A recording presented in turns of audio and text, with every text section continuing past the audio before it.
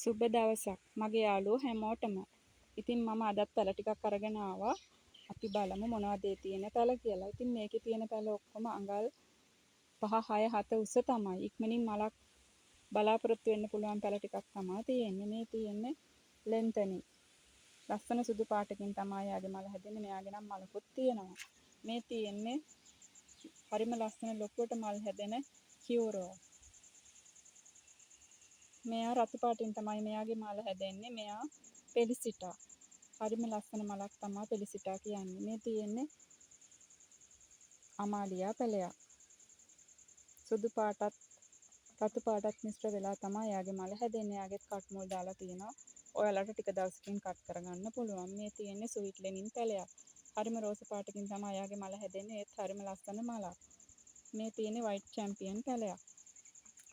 සුදු පාටින් තමයි එයාගේ මල හැදෙන්නේ. මේ තියෙන්නේ මිස්ටික්. එයත් හරිම ලස්සන මලක්. මේ තියෙන්නේ ෆ්ලෑෂ් පැලයක්. රෝස පාටින් තමයි එයාගේ මල හැදෙන්නේ.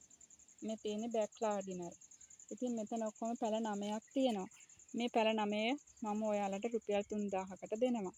ගන්න කැමති කෙනෙක් ඉන්නවා නම් අපේ WhatsApp නම්බර් එකට මැසේජ් එකක් හරි කෝල් එකක් හරි දෙන්න. 0779 54 113 8 0779 54 113 8